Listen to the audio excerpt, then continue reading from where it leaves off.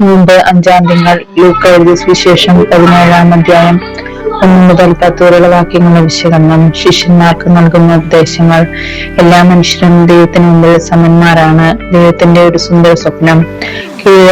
കീഴുള്ളവരുടെ മേൽ ആധിപത്യം അടിച്ചേൽപ്പിക്കുന്നവരെ പോലെ ആകരുത് ഈ ശിഷ്യൻ. സഹവർത്തിത്വം പരസ്പര മൂല്യമാകണം. യേശു ശിഷ്യന്റെ സഞ്ചാരപാത. ആർക്കും ദുഷ്പ്രേരണ നൽകാതിരിക്കുക.